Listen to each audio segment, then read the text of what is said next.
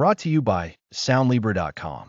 You can find a direct link to our full library in the description of this audio, or visit us anytime at Soundlibra.com.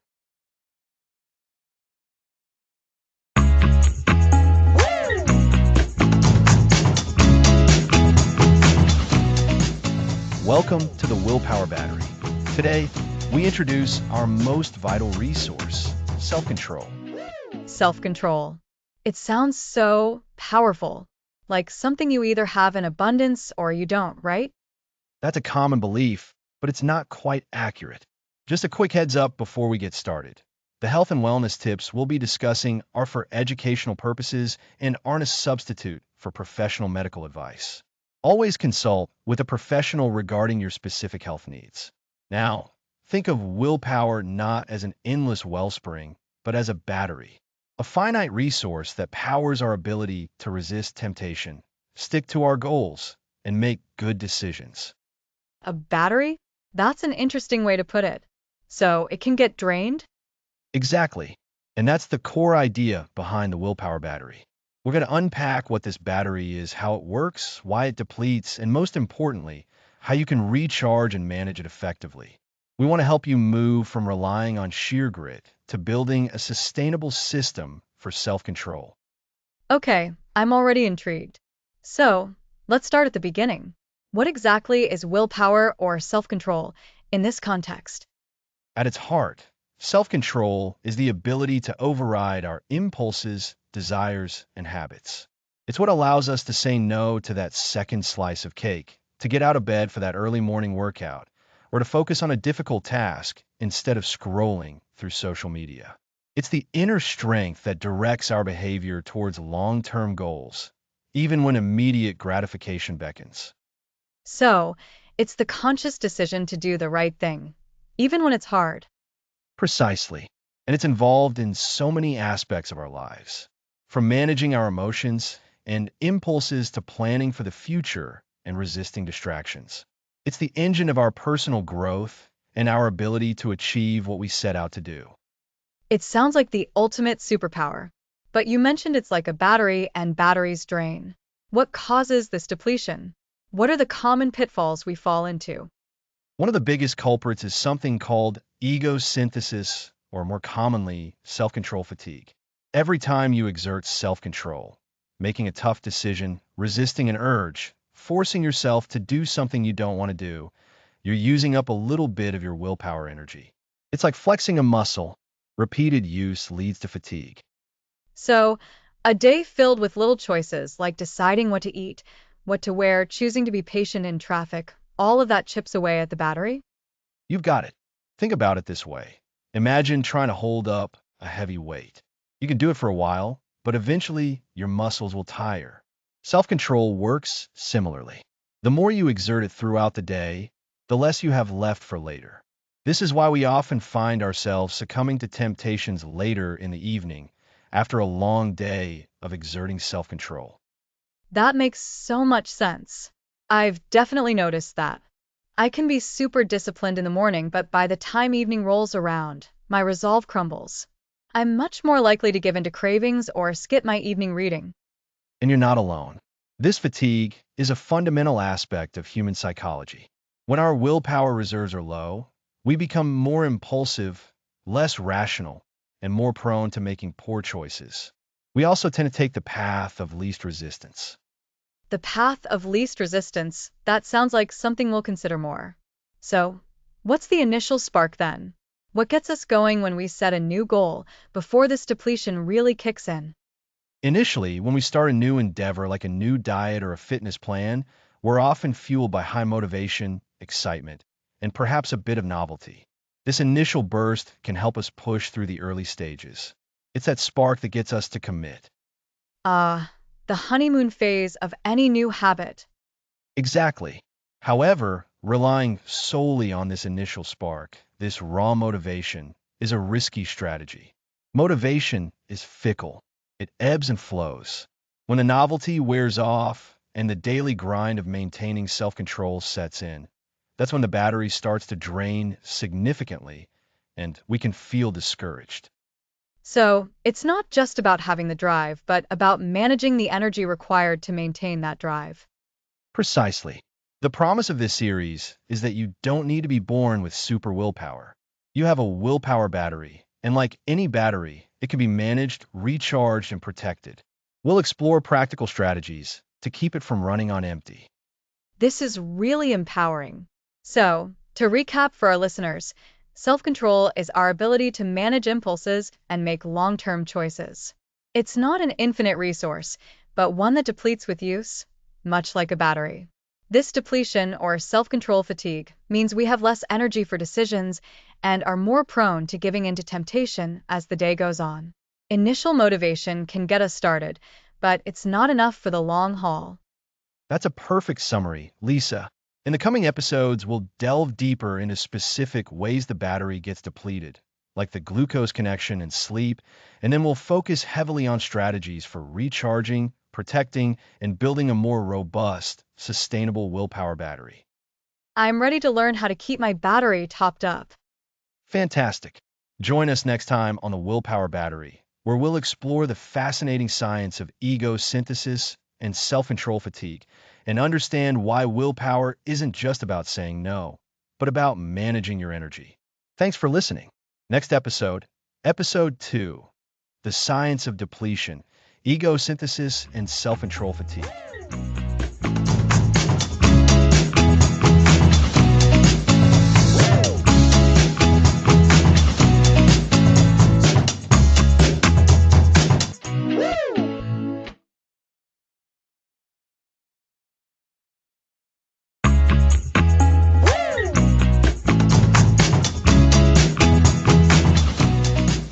Welcome back to the Willpower Battery.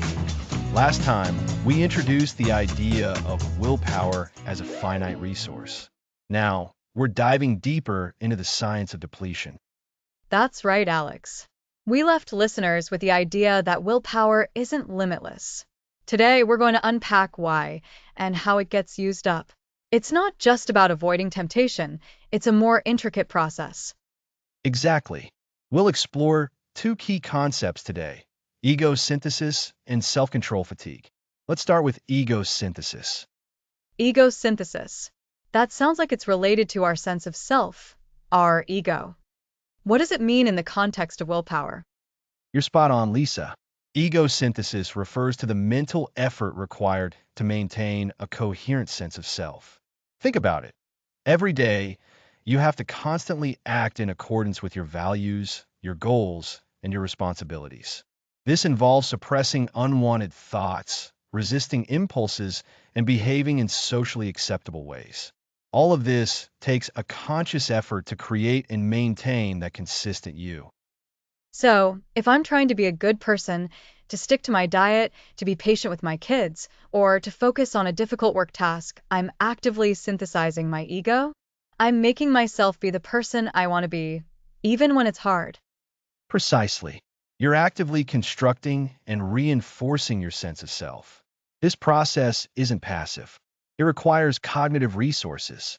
Every time you make a choice that aligns with your higher goals, or conversely, actively resist an impulse that would take you off course, you're engaging in ego synthesis. It's like building and maintaining a complex machine that keeps you on track. Okay, I'm picturing it. So, if this ego synthesis requires effort, that effort must use up some kind of energy. Is that where self control fatigue comes in? You've hit the nail on the head. Self-control fatigue is the concept that, after prolonged or strenuous use of self-control, our ability to exert further self-control diminishes. It's the feeling you get at the end of a long day when you just can't bring yourself to make another healthy meal choice or resist scrolling social media. You've run out of that self-control energy. It's like the willpower battery we talked about being drained, then. Every act of ego synthesis, every time we choose the harder, better path, it uses a bit of that battery power. Exactly. And the more complex or demanding the situation, the more ego synthesis is required and the faster the battery drains. Think about a truly stressful day at work. You might have to suppress frustration with colleagues, resist the urge to complain, focus intensely on a challenging problem, and still present a professional demeanor. That's a lot of ego synthesis. And if you've had to do a lot of that throughout the day, by the time you get home, the last thing you want to do is face another demand on your self-control, like cooking a healthy dinner. You'd rather just grab something easy, even if you know it's not the best choice. That's the perfect example of self-control fatigue. Your capacity to exert willpower has been significantly reduced. This phenomenon was famously demonstrated in studies where participants were asked to perform tasks that required significant self-control, like resisting a tempting plate of cookies while being told they could only eat radishes. Afterward, their performance on subsequent, unrelated tasks requiring further self-control, like solving puzzles, was significantly worse. So, it's not just about being lazy or lacking motivation. It's a genuine physiological and psychological exhaustion of our self-control resources. Precisely. And this fatigue isn't just about big temptations. It's about all the choices and efforts we make throughout the day. Consider the sheer number of decisions we make, from what to wear in the morning to what route to take to work to how to respond to an email. Even small, seemingly insignificant choices require a degree of cognitive effort and contribute to the overall depletion of our willpower reserves. This is starting to sound a bit overwhelming. It feels like modern life is just constantly demanding acts of ego synthesis. Think about navigating crowded cities, dealing with aggressive drivers, managing multiple digital notifications, trying to make healthy choices in a world full of convenient, unhealthy options. You've highlighted a crucial point, Lisa. Modern life, with its constant stimulation and endless choices, places an unprecedented demand on our self-control. We're constantly bombarded with things vying for our attention and impulses we need to resist. This unseen cost of everyday living adds up significantly. So, even if we aren't facing a huge, defining moral dilemma every day, the cumulative effect of all the little things we do to manage ourselves and our environment is what really wears us down. Exactly. That's the hidden drain. We often attribute our struggles with self-control to a lack of willpower strength, when, in reality, it might be that our reserves are simply depleted by the relentless demands of daily life. This is the core of self-control fatigue. It's the consequence of sustained ego synthesis. So, to recap, egosynthesis is the active process of constructing and maintaining our sense of self, requiring conscious effort. Self-control fatigue is the resulting exhaustion of our willpower resources after this effort. And modern life, with its constant demands, significantly contributes to this fatigue. That's a perfect summary, Lisa. Understanding these concepts is the first step in managing our willpower more effectively. We need to recognize that our self-control isn't an infinite wellspring. It's a resource that needs to be protected and replenished. It makes me wonder, what fuels this battery then? If ego synthesis drains it, what can possibly recharge it? That's a great question, and it leads us perfectly into our next episode. We'll be exploring the surprisingly potent connection between glucose and your focus, and how what you eat can directly impact your ability to exert self-control. The glucose connection, that sounds fascinating. So, we'll learn how food fuels our focus. Indeed, understanding the science of depletion is vital, but so is understanding the science of replenishment. Join us next time as we delve into how to effectively fuel your focus. Next episode, the glucose connection, fueling your focus.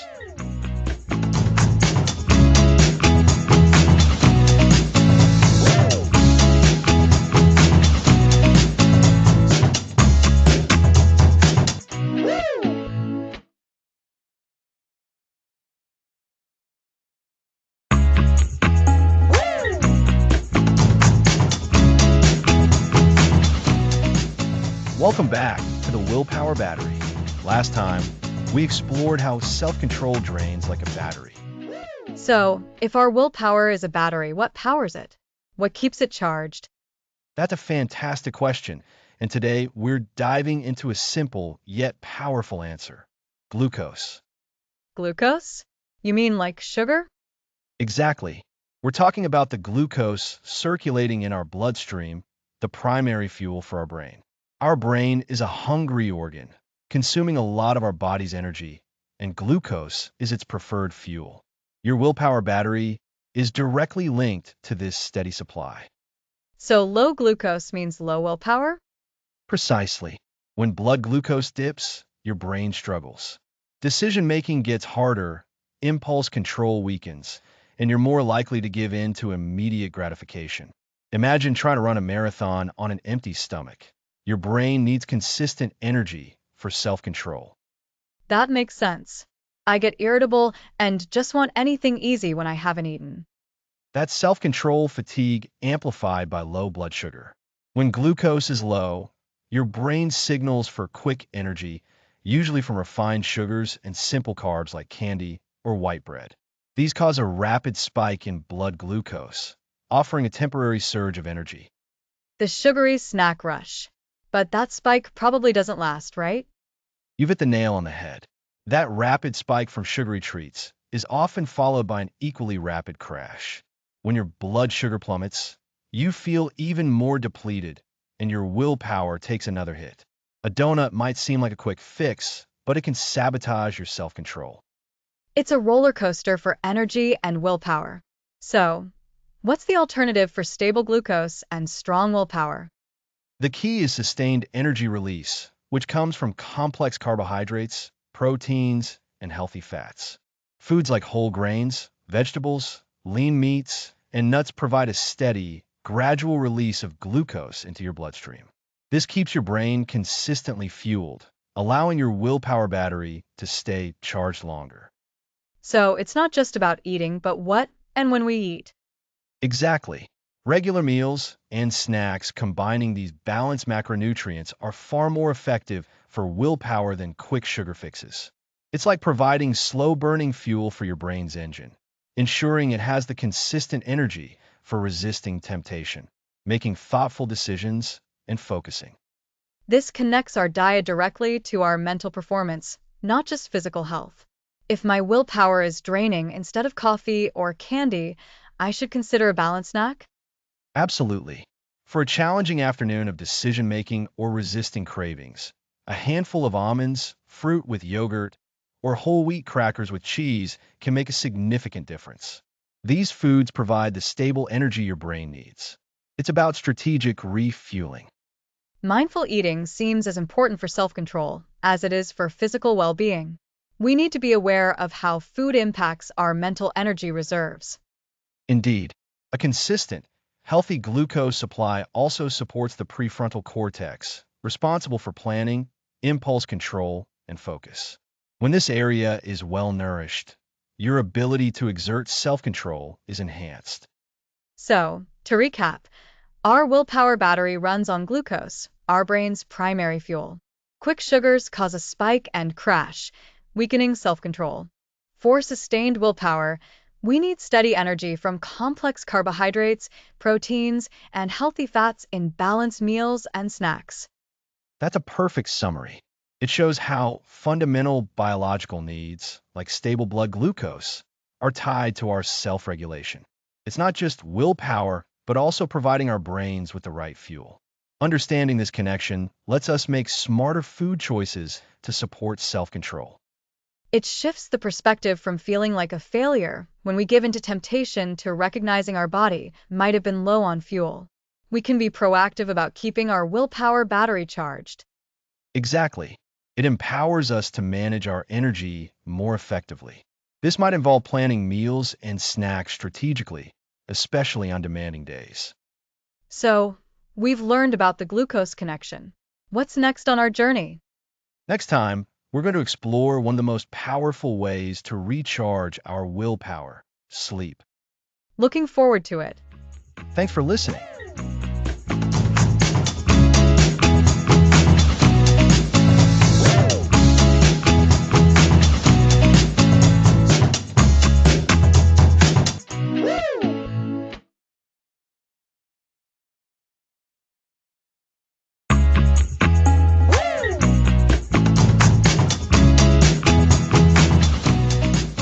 Welcome back to the Willpower Battery.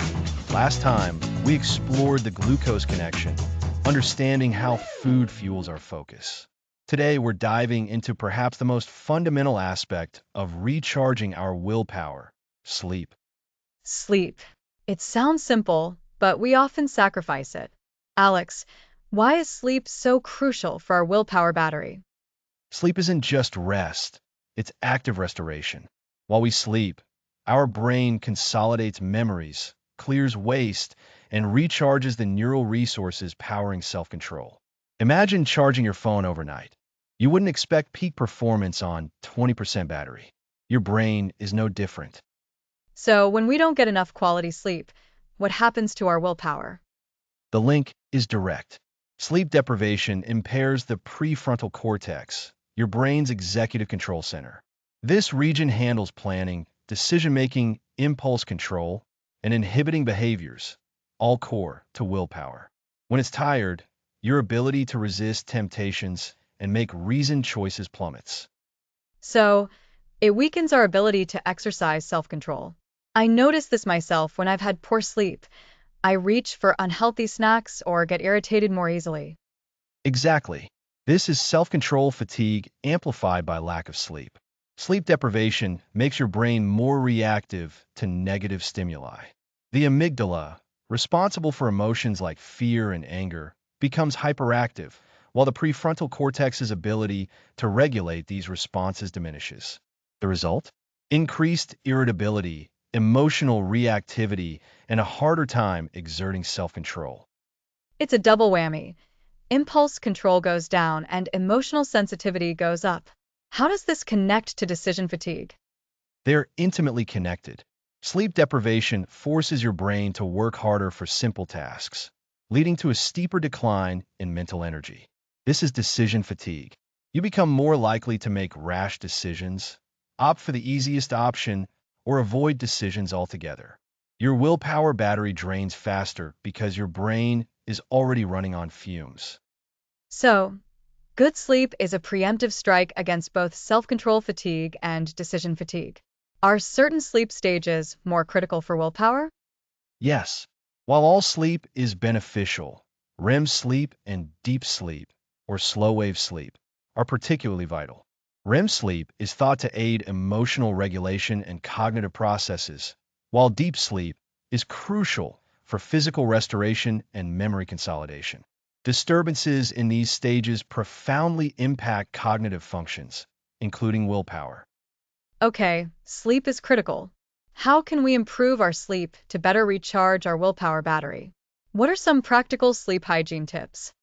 Consistency is key. Go to bed and wake up around the same time every day, even on weekends. This regulates your body's natural sleep-wake cycle, the circadian rhythm. Consistency builds a robust sleep system. So, no drastically different weekend sleep schedules? Ideally, keep it as close as possible. Next, create a relaxing bedtime routine. This signals to your brain it's time to wind down. Reading a physical book, taking a warm bath, or gentle stretching can help. Avoid screens. The blue light suppresses melatonin, the hormone that signals sleep. Ah, screens. That's a tough one. What about the bedroom environment? Optimize your bedroom for sleep. Dark, quiet, and cool. Consider blackout curtains, earplugs, or a white noise machine. The ideal temperature is generally between 60 to 67 degrees Fahrenheit, about 15 to 19 degrees Celsius. Dark, quiet, and cool. Got it. And what about what we consume before bed? Does that tie into glucose and sleep? It does. Avoid heavy meals, caffeine, and alcohol close to bedtime. Caffeine is a stimulant that can linger for hours. Alcohol might initially cause drowsiness, but it disrupts sleep quality later in the night, especially REM sleep. So, it's about consistency, environment, and mindful pre-sleep intake. Treating sleep as a non-negotiable part of self-care, not a luxury. Precisely. Think of your willpower battery like a high-performance race car. You wouldn't expect it to run without proper refueling and maintenance. Sleep is that essential pit stop and recharge. Pushing through on minimal sleep is like racing on an empty tank. You'll eventually break down. That's a powerful image. To summarize, Sleep is crucial uptime for rebuilding self-control resources. Lack of sleep impairs the prefrontal cortex, decreasing impulse control and increasing emotional reactivity. It exacerbates decision fatigue and leaves us vulnerable to temptation. Our key strategies for better sleep are maintaining a consistent sleep schedule, developing a relaxing bedtime routine, optimizing our bedroom environment, and avoiding stimulants and heavy meals before bed. You've got it. Prioritizing sleep is one of the most effective ways to ensure your willpower battery is fully charged and ready to tackle the day's challenges. It's the ultimate recharger for your self-control. It really is. It feels foundational and is so accessible. Absolutely. And it sets the stage perfectly for our next episode, where we'll discuss engineering your environment to make sticking to your goals the path of least resistance. Fantastic. Next episode, engineering your environment.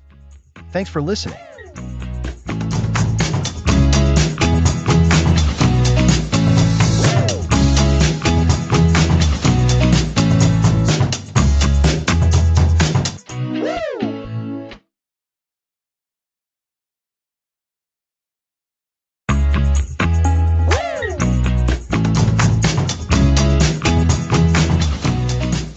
Welcome back.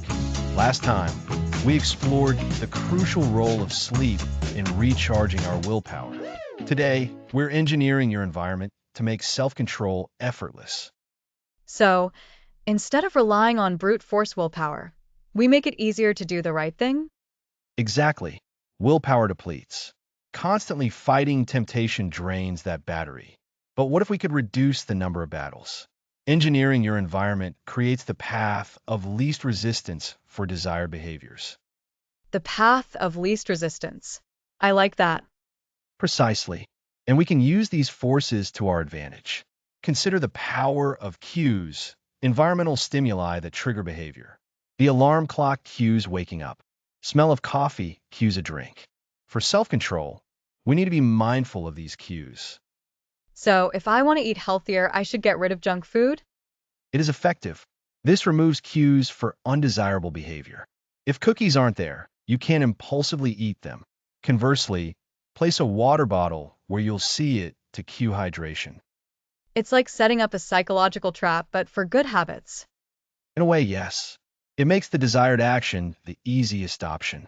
Imagine trying to focus with your phone buzzing constantly. If you put it in another room or turn off notifications, you dramatically increase the barrier to checking it, freeing up mental energy.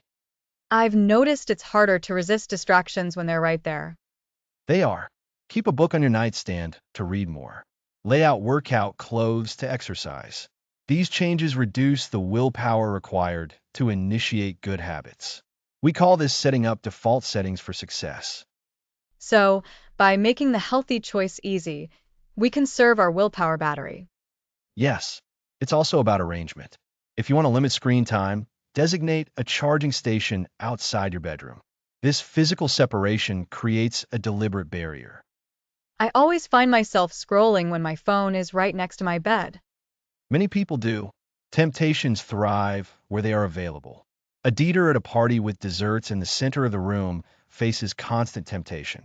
If those desserts were tucked away or healthier options were prominent, temptation's power diminishes. So, it's about making the unhealthy option less visible and tempting. Yes, it's about controlling stimuli that trigger poor impulses. This is stimulus control. If you want to eat more vegetables, make sure they're washed, chopped, and stored accessibly in your refrigerator. That's a clever strategy. It's like pre-solving a problem. Exactly. And it reduces the need for active decision-making. Our social environment is also a cue. Spending time with friends committed to health goals can be supportive, their habits becoming positive cues. We tend to pick up on the habits of others. Yes. So, engineering your environment strategically manipulates your surroundings to make desired behaviors easier and undesired behaviors harder. This involves a few key ideas. First, identifying and placing or removing cues, those environmental triggers that signal behavior. A water bottle on your desk is a positive cue for hydration. Hidden junk food removes a negative cue that might prompt snacking. Second, setting up beneficial default settings so the easiest option is the desired one. This could be laying out workout clothes the night before or keeping your phone out of the bedroom to encourage reading instead. Third, managing temptations by making them less visible, less accessible, or replacing them with healthier alternatives. Think about how you store snacks or how you manage notifications. So, instead of fighting impulses, we're designing our world so our impulses are nudged in the right direction. It's about working smarter, not harder. That's perfect. By shaping our environment, we reduce the daily drain on our willpower. We create an environment that supports our goals. It's about being intentional. It feels empowering to know we can proactively set ourselves up for success.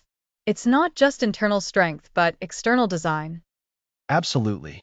And this leads into our next topic, where we'll explore how to automate good habits so they require even less conscious effort. Fantastic. So, next time, we're talking about putting our good habits on autopilot. Exactly. Next episode, Automating Habits, the Power of Autopilot.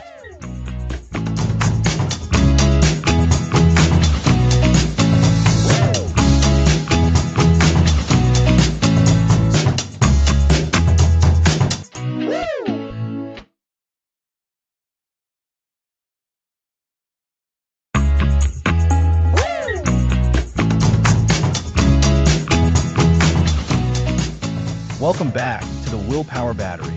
Last time, we explored engineering your environment to simplify willpower use. Right? Making the path of least resistance the right one. Today, we're looking at automating habits to put things on autopilot. Precisely. Think about brushing your teeth. You don't really think about it, do you? It's an automatic routine. No, it just happens usually right after waking up or before bed. So, we want to make other good things happen like that? Exactly. By turning beneficial actions into habits, we conserve our willpower battery for when it's truly needed. This takes the effort out of doing the right thing. And how do we create these automatic behaviors? Is there a secret sauce? The key lies in understanding the habit loop. It has three parts: a cue, a routine, and a reward. A cue, a routine, and a reward. Can you explain those? Certainly, the cue is the trigger. It's a signal that tells your brain it's time for a specific action. This could be a time of day, a place, or even a feeling. Waking up is a cue. Okay, the starting gun. Then comes The routine. This is the behavior itself, the action you want to automate. So, if waking up is the cue, the routine could be drinking a glass of water. got it. Cue, wake up. Routine, drink water. And the third part? The reward. This is the positive outcome that reinforces the habit. For water, it might be feeling refreshed. This reward makes your brain more likely to repeat the loop. So, the reward tells our brain, hey, that felt good. Let's do it again. Precisely. Your brain loves efficiency. Habits are shortcuts that reduce the mental energy required for daily tasks. This makes so much sense. To build a new habit, we need to intentionally design these three elements. Yes, and you can supercharge this by using habit stacking. This means attaching a new habit to an existing one. Habit stacking. I like that. So, if I already brush my teeth, You can stack something onto it. For example, after I brush my teeth, I will read one page of a book. Brushing your teeth is the cue. Reading is the new routine. that feels much more manageable than trying to find a whole new time slot. The cue is already there. Exactly. And the reward can be the satisfaction of continuing your momentum or the mental reward of learning something. What about habits with rewards that aren't immediate, like saving money or long-term health from exercise? That's where creating an immediate reward is crucial. This could be marking on a calendar, telling yourself good job, or even a small, healthy something after the action. So, an immediate positive reinforcement to bridge the gap to the bigger, future reward. Exactly. It's a signal to your brain that you've done well, reinforcing the loop until the longer-term benefits become more apparent. So, to bring it all together, we automate habits by understanding the habit loop: cue, routine, reward. We can use existing habits as cues through habit stacking, and we create immediate rewards for those with delayed gratification. Perfectly said.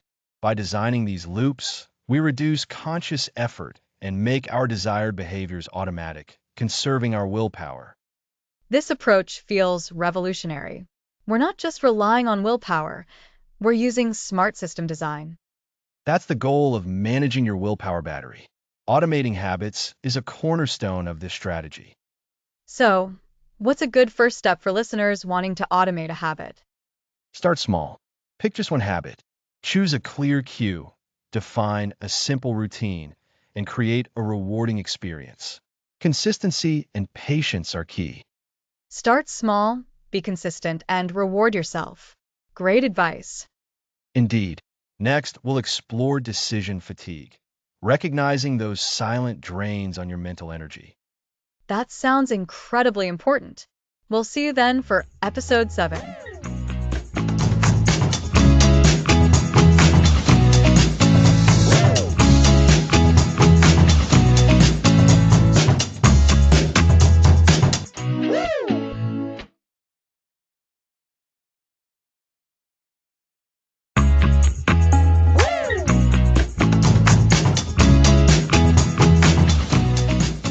Welcome back to the Willpower Battery. Today, we're diving deeper into decision fatigue, building on what we discussed earlier. Decision fatigue. It sounds a bit like what happens when you're online shopping and looking at way too many options. You just get overwhelmed and close the tab. Exactly, Lisa. That's a perfect everyday example. Decision fatigue is the idea that the quality of our decisions deteriorates after a long session of decision making. It's not that we're necessarily making bad decisions, but rather that we start to make them more impulsively, or we just avoid making them altogether because it's too much effort. So, it's like our willpower battery gets so low from all the little choices we make that by the time we get to an important decision, we don't have enough juice left to make a good one? Precisely. Think of your willpower like a muscle. Every time you make a decision, you're using that muscle. Even small decisions like what to wear, what to eat for breakfast, which route to take to work, or even just deciding to ignore that notification on your phone. All of these consume a little bit of your self-control resources. Over the course of the day, these small decisions pile up. It's funny, I never really thought of choosing my outfit as a decision that impacts my willpower. I just figured it was automatic. For many of us, it feels automatic because we've done it so many times. But there's still a cognitive process happening. You're accessing preferences, considering the weather, thinking about your day's activities. It all adds up. And the more decisions you have to make, the more your decision-making capacity gets depleted. So, what are the signs that someone might be suffering from decision fatigue, beyond just feeling overwhelmed? Great question. Some common signs include impulsivity. You might find yourself making on-the-spot purchases you later regret, or agreeing to things you know you don't have the time or energy for. Another sign is procrastination, especially with important tasks. You keep putting off that big project because the mental effort of starting feels too daunting. Ah, that rings a bell. I sometimes find myself just scrolling through social media when I know I should be working on something important. It's like my brain is seeking the easiest, most passive form of engagement. That's a classic symptom. You might also exhibit emotional outbursts or a general lack of patience. All of these are indicators that your decision-making reserves are running low. You become less tolerant of frustration and more prone to reactive behavior. This is starting to make a lot of sense. You mentioned earlier how this is connected to the willpower battery concept. So, decision fatigue is essentially a major drain on that battery, right? Absolutely. And the critical insight here is that many of these decisions, especially the trivial ones, don't need to be made anew each day. We can preemptively reduce the number of decisions we face, particularly in the morning when our willpower battery is at its freshest. Morning is key then, because that's typically when we have the most energy and mental clarity. Exactly. It's the time when our decision-making muscles are recharged from sleep. So, the strategy is to use this prime time for the decisions that truly matter. How we do that? By creating systems and routines that automate as many of the low-impact decisions as possible. This sounds a lot like what we'll discuss in future episodes about automating habits and engineering your environment. But for now, what are some concrete ways we can reduce decision fatigue in the morning? The most powerful way is to prepare the night before. This might sound simple, but it's incredibly effective. For example, lay out your clothes for the next day.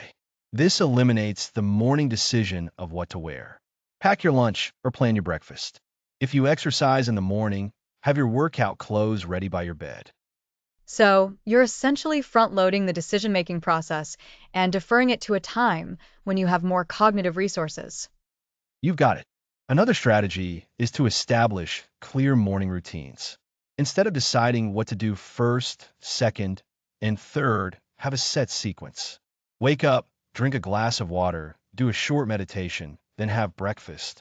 These predictable steps require very little conscious thought. It's about removing friction, isn't it? Making the desired actions the easiest ones.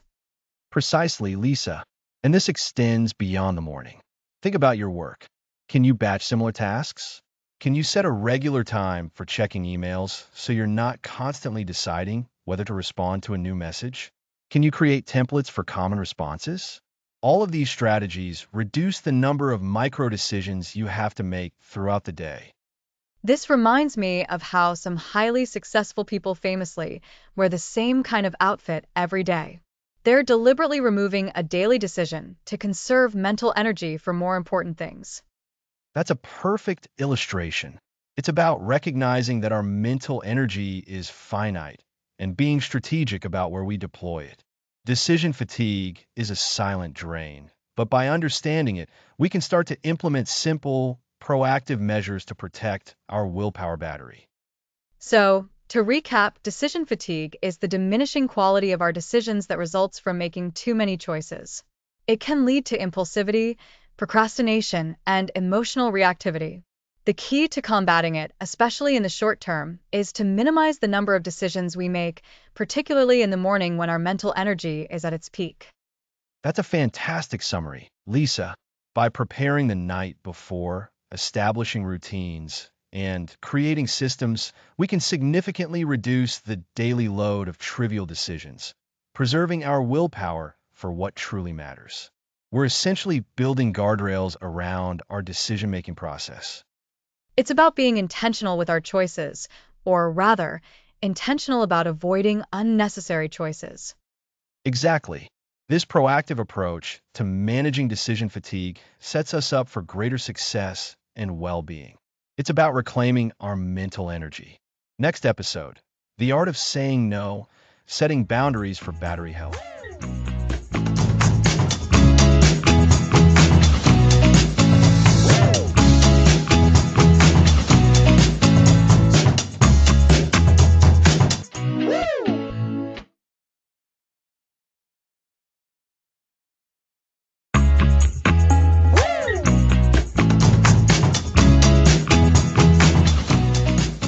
Welcome back to the Willpower Battery. Last time we explored decision fatigue.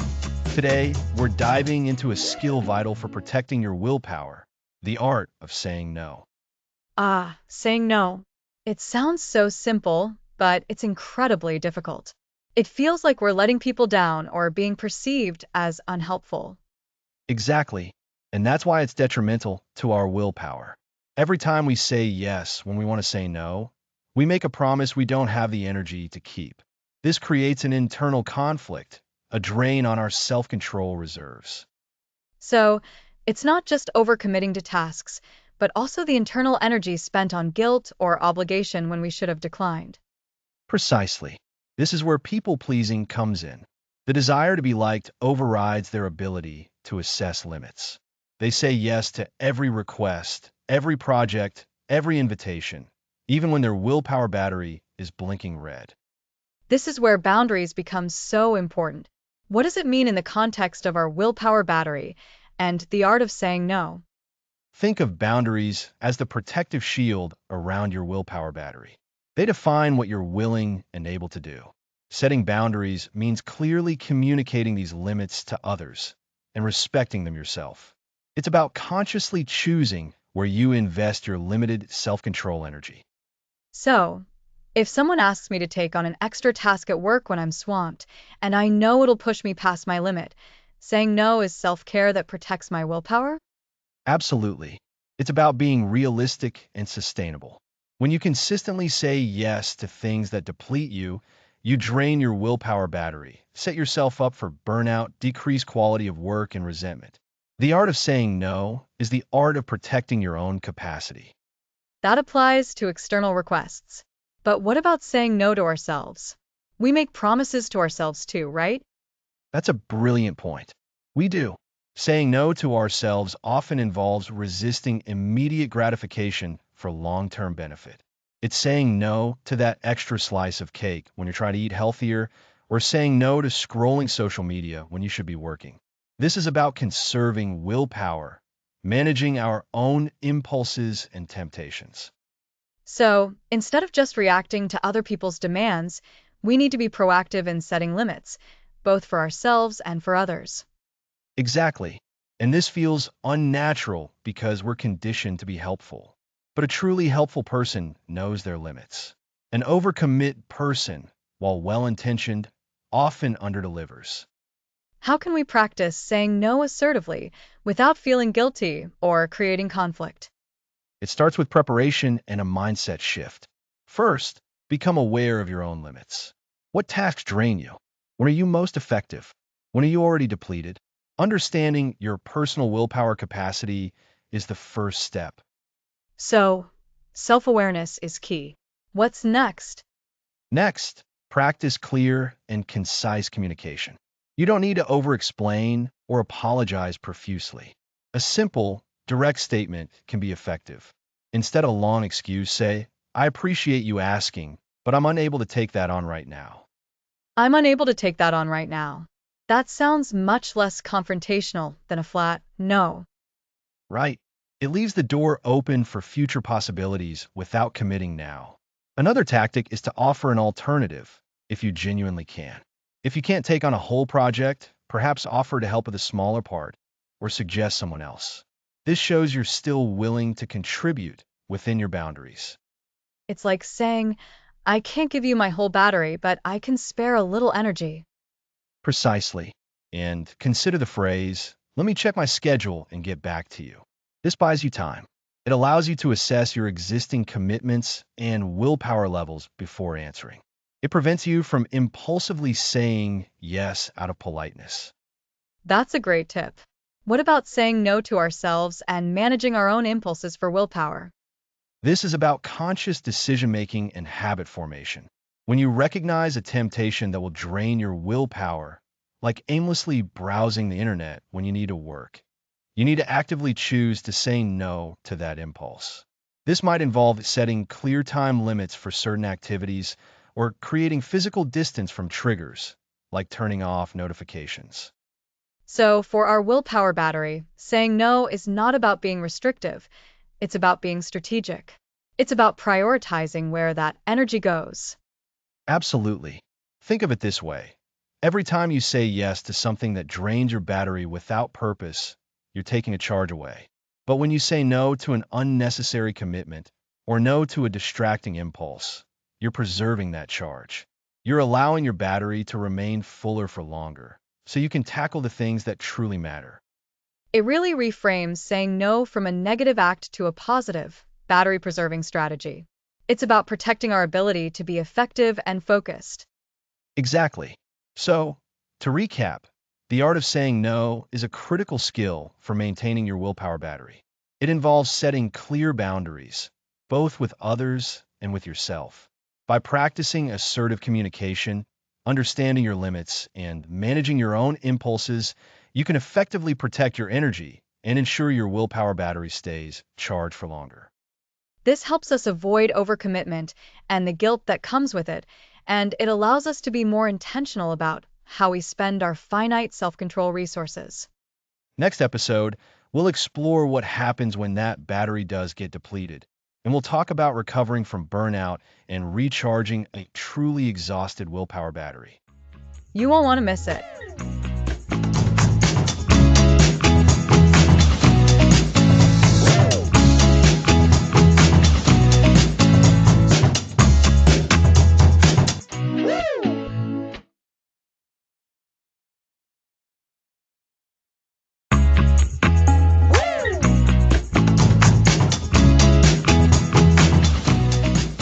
Welcome back. Last time, we explored the art of saying no to protect our battery life. Now, let's talk about what happens when that battery is truly empty. Today, we're discussing recovering from burnout and recharging a depleted willpower battery. Burnout isn't just feeling tired, it's a profound depletion.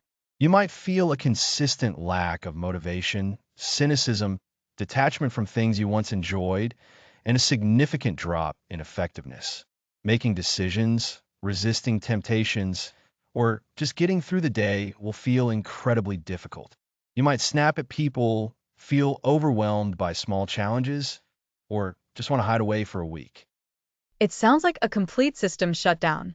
If someone recognizes these signs, what's the most important first step? Rest. And I mean a conscious, deliberate period of stepping back. Think of a smartphone that's completely out of power. It needs significant time to recharge. This might involve taking a break from demanding tasks, delegating where possible, and choosing activities that replenish your energy rather than deplete it further. So, actively choosing restorative activities. What does that look like? Is it just lounging around? It can be, but it's more about mindful restoration. If you're always thinking about what you should be doing, even while lounging, it's not truly restful. True restoration involves activities that engage you positively, absorbing your attention without demanding significant willpower. For some, this is spending time in nature, for others a hobby they love, listening to calming music, or quiet contemplation. The key is finding what refills your specific battery. That makes sense. It's about intention. We talked about sleep being a key recharger, and that's definitely part of it. But what if sleep itself feels difficult because you're so drained? That's a common symptom of burnout. When your willpower battery is critically low, your whole system is out of balance. In this case, focusing on improving sleep hygiene becomes even more critical. Stick to a regular sleep schedule, create a relaxing bedtime routine, and ensure your sleep environment is conducive to rest. If burnout is severe, professional support can be incredibly helpful in addressing underlying issues impacting sleep and overall well-being. You mentioned seeking support. What kind of support are we talking about? Support can come in many forms. Lean on friends and family for emotional support, share your struggles, and allow them to help with practical tasks. You can also seek professional help from a therapist or counselor. They can provide tools and strategies for managing stress, identifying root causes of burnout, and developing coping mechanisms. Sometimes it's simply having someone to talk to who offers an objective perspective to guide you through recovery. It's easy to feel isolated when you're burnout, so connecting with others sounds really important. We've also discussed creating environments that make willpower easier to exert. Does that play a role in recovery? Absolutely. When recovering from burnout, you want to reduce as many demands on your willpower as possible. Simplify your environment. If your workspace is cluttered and chaotic, it's a constant, subtle drain. Tidying up, organizing, and removing distractions can create a calmer, more supportive atmosphere. Likewise, if social obligations are a major drain, it's okay to temporarily scale them back. It's about curating your surroundings to be as low resistance as possible while your battery recharges.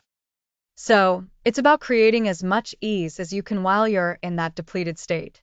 And building on that, we've talked about automating habits. Does that come back into play during recovery? Yes, but with a gentle approach. During burnout, the goal isn't to suddenly become a habit-forming machine.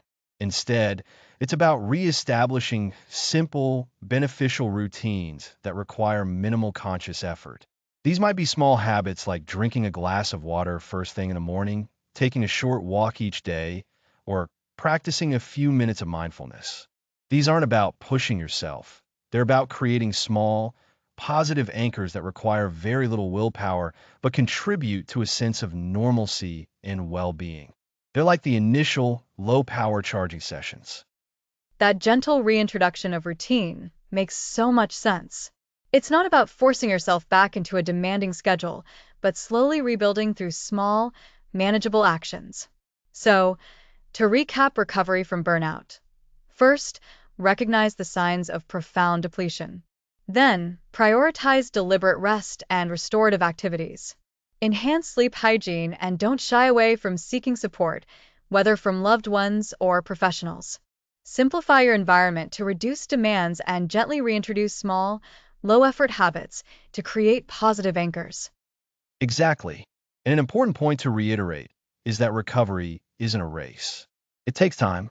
Pushing yourself too hard too soon can lead to a relapse. Think of it as tending to a garden after a harsh winter. You need to nurture, to be patient, and to allow things to heal and regrow at their own pace. This mindful approach to recovery is key to sustainable self-control. The goal is not just to get back to baseline, but to emerge from burnout stronger and more resilient. That's a powerful image, Alex. It shifts the focus from a frantic fix to a more compassionate, healing process. And it reinforces what we've learned throughout the series, that willpower isn't an endless resource. It needs to be understood, managed, and crucially recharged. Precisely. Proactive maintenance is always better than emergency repairs, but knowing how to perform those emergency repairs, like we've discussed today, is essential for long-term success.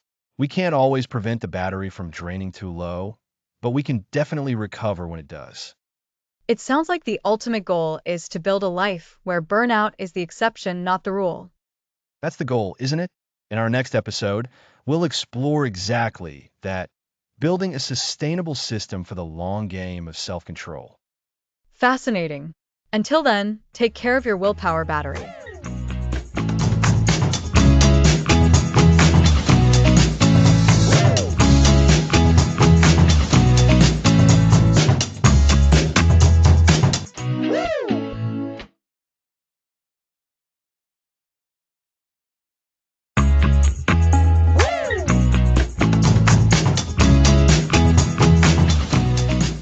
Welcome back. Last time we covered recovering from burnout. Today, we explore mindfulness for willpower. This episode is mindful self-control, presence over power. We often think of self-control as sheer effort, but being present can be more effective. It is, but in a different way. Think about impulsive reactions, snapping at someone, or eating without thinking. These happen when we're not paying attention, on autopilot. Oh, I definitely know that feeling. It's like my brain just checked out. Exactly. Mindfulness is paying attention to your thoughts, feelings, and surroundings right now, without judging them. This awareness is a huge advantage for self-control. So, instead of just fighting a craving, we should notice it? Precisely. Instead of saying, I won't eat that cookie, a mindful approach is to notice the thought, the desire, the urge to act. By observing these without immediately reacting, we create a space between the impulse and the action. And in that space, we can make a different choice, right? That's where conscious decision-making happens. When we're mindful, we're less likely to be completely controlled by immediate desires. We can see the urge to check social media and consciously decide, is this how I want to spend my time?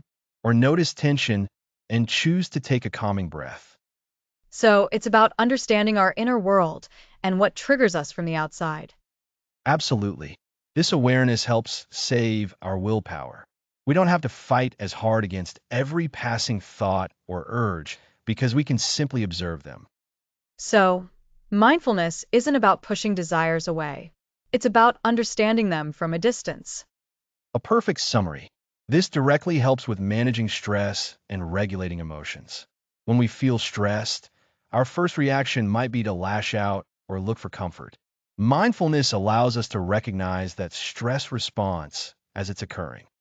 And then what happens? We can acknowledge it and then choose a more helpful response, like taking deep breaths or going for a short walk. This lessens stress's impact and stops it from taking over our self-control. So, by being present, we are less likely to react automatically to cravings, stress, or strong emotions. That's the main idea. Imagine your willpower resource as a sensitive instrument. Mindfulness helps you tune into its status, to the subtle changes, alerting you to early signs of depletion. This is so much healthier than just forcing ourselves. It feels like it could last longer. It is. It also helps prevent decision fatigue. When we are mindful, we make more thoughtful decisions, which means fewer choices we have to actively struggle with, saving our mental energy. So, by being present, we make fewer automatic choices that drain our willpower. Exactly. And when we do face a tough decision, our mindful awareness means we approach it with a clearer mind, not one clouded by tiredness or impulse. This is why it's presence over power. How would someone actually start practicing this? It doesn't mean you need to completely clear your mind. You can begin with short, guided meditations, even just 5 minutes a day, or simple, mindful breathing exercises. Small, achievable steps. Very much so.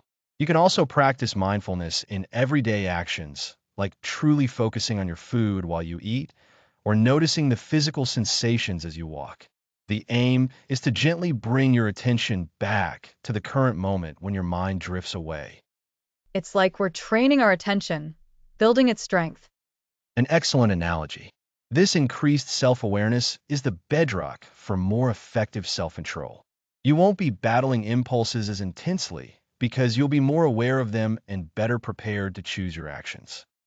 So, as a recap, mindfulness means paying attention to the present moment without judgment. It creates a pause, allowing us to make a conscious choice instead of reacting impulsively. This awareness helps preserve willpower by reducing automatic responses and managing stress. It's about being present. You've grasped it perfectly. This mindful approach is about creating a system for self-control that can be sustained. It's about understanding ourselves, making more deliberate choices, and living a life that feels more aligned with our values. It seems like a powerful, yet gentle, way to improve our self-control. And that sets us up for our next episode, where we'll focus on how to combine all these ideas into a practical, personalized plan. We'll be discussing building a sustainable system, the long game of self-control. That sounds perfect. So next time, we're putting everything together. Thanks for listening.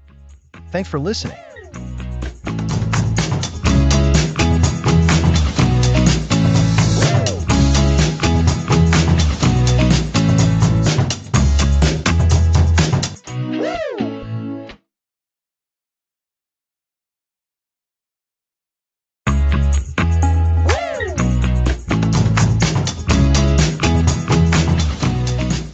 Welcome back. Now, let's bring everything together to build a sustainable system for self-control, the long game. The long game. That sounds like what we all need, Alex. We've covered so much. The willpower battery, ego depletion, the vital role of glucose and sleep, designing our environment, automating habits, the perils of decision fatigue, and the power of saying no. It feels like a lot to keep track of. Absolutely, Lisa. And that's exactly why we need a system. Think of it like building a sturdy bridge. Each of the concepts we've discussed is like a crucial pillar or support beam. On its own, a pillar can stand, but it's only when we connect them all that we create something truly resilient and powerful. Our sustainable system is about weaving these pillars together. So, we're not just randomly applying techniques, we're creating a cohesive strategy. How do we start building this system? We start by revisiting our foundation, the willpower battery itself. Remember our analogy of a rechargeable battery? Everything we do impacts its charge level. A sustainable system ensures we're not just depleting it, but actively and consistently recharging it, even when things are busy. And that recharge isn't just about sleep, though that's a huge part. We also learned about fuel, like glucose, and the importance of mindful breaks. Exactly. So, the first step in our sustainable system is prioritizing fundamental recharging. This means consistently making time for quality sleep, ensuring we have healthy fuel sources available, and incorporating short, restorative breaks throughout the day. It's about treating these as non-negotiable appointments with ourselves, not luxuries. This sounds like a proactive approach. Instead of waiting until the battery is flashing red, we're constantly keeping it topped up. Precisely. Now, what about all those little decisions and temptations that drain our battery throughout the day? That's where environmental design and habit automation come in. Think back to episodes 5 and 6. A sustainable system makes the good choices the easy choices and the bad choices the hard ones. Ah, the path of least resistance. So, if I want to eat healthier, I make sure healthy snacks are visible and within reach, and unhealthy ones are out of sight. You've got it. And if I want to ensure I exercise, I lay out my gym clothes the night before, making that first step incredibly simple. Automation takes this further. We create habits like drinking a glass of water first thing in the morning or reviewing our daily schedule before bed that run on autopilot, conserving our conscious decision-making power. A sustainable system doesn't rely on willpower alone. It builds in structures that support our goals without constant effort. So, the system is designed to help us conserve our willpower by reducing the number of times we even need to use it for routine things. That's the essence of it. And this leads us to another critical component, managing our demand on the battery. We talked about decision fatigue and the art of saying no. A truly sustainable system involves consciously limiting the number of decisions we need to make and setting healthy boundaries. It's about being much more intentional with our energy, saying no to things that don't align with our priorities, or delegating when possible to prevent our battery from getting overloaded. Correct. And this isn't about being rigid or ungiving. It's about recognizing our limits. It's about protecting our core energy reserves so we have enough of the tasks that truly matter. Imagine a water jug. You can pour water out endlessly, but if you don't have a way to refill it, it will eventually run dry. Our system ensures we're not just pouring, but also refilling. And we also learned about recovery from burnout in episode 9. So, this system needs to have a built-in recovery mechanism, right? What if we do overspend our willpower? Excellent point, Lisa. Recovery is a vital part of sustainability. No one is perfect, and there will be times when we deplete our battery. A sustainable system acknowledges this and includes strategies for intentional recovery and learning. This means not beating ourselves up when we slip, but instead analyzing what happened. Do we neglect our sleep? Do we take on too much? So, it's about being kind to ourselves and using those moments as learning opportunities rather than failures. Precisely. It's about reflecting on what depletes us and adjusting the system. Perhaps we need to slightly alter our environmental design, or perhaps we need to practice saying no more often.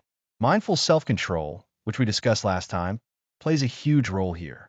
Being present allows us to recognize the early signs of depletion and respond proactively.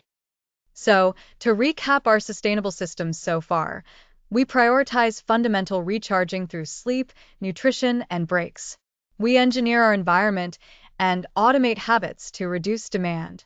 We deliberately manage decisions and set boundaries. And we build in intentional recovery and learning. That's a lot to integrate. It is, but remember, it's a gradual process. The long game aspect means we don't expect to master all of this overnight. It's about building these pillars one by one, reinforcing them, and watching them support each other. For example, if you're consistently getting enough sleep, you'll likely find it easier to make healthy food choices without as much decision-making effort. And when you're well rested, saying no feels less like deprivation and more like a smart choice. It's all interconnected like a web. And the more we strengthen one part, the stronger the whole system becomes. Exactly. The goal is to create a life where strong self-control feels less like a daily battle and more like a natural consequence of well-designed habits and a supportive environment. It's about building resilience, not just willpower. This system is your personalized toolkit for navigating life's challenges with a well-charged battery. It's about making self-control a sustainable lifestyle. This is incredibly empowering, Alex. It moves from abstract concepts to a concrete, actionable blueprint. We've covered the building blocks. Now, in our final episode, we'll focus on pulling it all together into your own personal willpower blueprint. Indeed.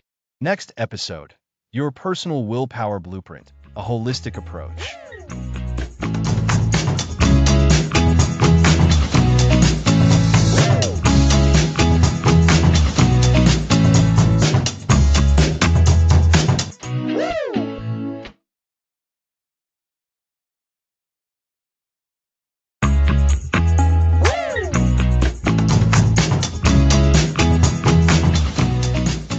Welcome back to the Willpower Battery. Let's build your personal blueprint for sustainable self-control. This is it, Alex. The grand finale. We've explored the science behind willpower, how it depletes, and what drains it. Now it's time to make a practical plan. How do we create this blueprint? Your personal blueprint is your roadmap for managing willpower. Think of it as a personalized strategy combining all the techniques we've discussed, tailored to your life. We'll break this down into 3 key areas: daily strategies, weekly planning, and long-term vision. Daily, weekly, and long term. Makes sense. For the daily part, what should our listeners focus on first? For daily strategies, we need to address immediate drains and recharges. Remember our discussion on glucose and willpower? The first step in your daily blueprint is ensuring you have a stable fuel source. That means starting your day with a balanced breakfast for sustained energy, not just a sugar rush. Yes. Avoiding that mid-morning slump is crucial for our willpower battery right from the start. What else for the daily plan?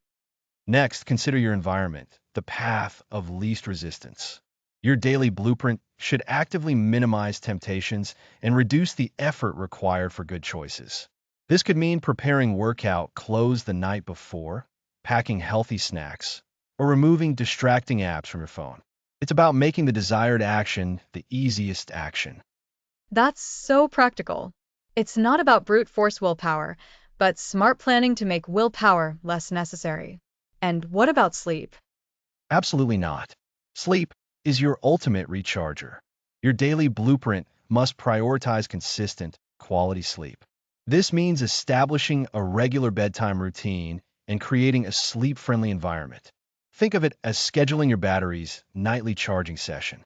Without it, no amount of strategizing will compensate for a depleted battery the next day. So, to recap the daily blueprint components: stable energy source, minimizing temptations through environmental design, and prioritizing sleep. That sounds like a solid foundation for the day. What about the weekly aspect of our blueprint? The weekly plan is where we zoom out slightly and look at habit automation and managing our decision load. For habit automation, your blueprint should identify key habits you want to build or reinforce. Remember, habits are powerful because they become automatic, requiring very little willpower. Dedicate your weekly energy to establishing these routines. Perhaps it's setting aside time each week to plan your meals or scheduling a short mindfulness break. So, instead of relying on willpower to brush your teeth, you make it a habit. That frees up your battery for bigger decisions. How does decision fatigue fit into the weekly blueprint? Decision fatigue is a significant drain. Your weekly blueprint should proactively reduce the number of decisions you need to make. This involves batching tasks, setting routines for recurring activities, and even planning your outfits for the week. The goal is to conserve your decision-making power for the truly important choices. Think about simplifying your schedule where possible. That's a great way to put it, conserving our decision-making power. So, within the weekly blueprint, we're focusing on solidifying habits and minimizing daily decision-making. What about the long-term vision? The long-term vision for your willpower blueprint is about sustainability and resilience. This involves learning to say no strategically. Your blueprint should include clear boundaries. This means understanding your limits and being comfortable declining requests or commitments that will overextend your willpower battery. It's not selfish, it's self-preservation. That art of saying no is something many of us struggle with. It feels like a major willpower drain in itself to even consider saying no. It can be, but your blueprint should equip you. Practice it mentally, identify situations where you'll need to say no, and have a polite but firm response ready. Think of it as a preventative measure. Another key long-term element is recovery from burnout. Your blueprint should include explicit strategies for recharging when you do feel depleted. This might be scheduling downtime, engaging in activities you love, or seeking support from others. So, the long-term blueprint is about setting boundaries, practicing strategic no's, and having a plan for recovery. It sounds like a truly comprehensive approach, Alex. Putting it all together, it's about knowing your energy levels, planning for them, and building systems that support you. Exactly. Your personal willpower blueprint is dynamic. It's not a rigid set of rules, but a living document that you can adjust as your life changes. The key is to be proactive, not reactive. By implementing these daily, weekly, and long-term strategies, you're not just managing willpower, you're building a foundation for a more focused, resilient, and fulfilling life. It's about creating a life where self-control feels less like a struggle and more like a natural outflow of a well-managed energy system. We've covered so much in this series, from egosynthesis and self-control fatigue to the crucial roles of glucose, sleep, and environmental design. We've talked about automating habits, tackling decision fatigue, and the power of saying no. We also explored recovery from burnout and the importance of mindfulness, all leading to building sustainable systems. And now, by creating your personal blueprint, you're taking all those lessons and weaving them into a coherent, actionable plan that works for you. Remember, this is a continuous journey. Be patient with yourself, celebrate small victories, and keep refining your blueprint as you learn more about your own willpower battery. It's about moving from simply overcoming challenges to creating a life where challenges are managed with a full battery. Thank you, Alex, for guiding us through this fascinating topic. And thank you, Lisa, for your insightful questions and for helping our listeners connect the dots. It's been a pleasure. To our listeners, thank you for joining us on this entire journey. We hope you feel empowered to build your own sustainable willpower system. Thanks for listening to this series.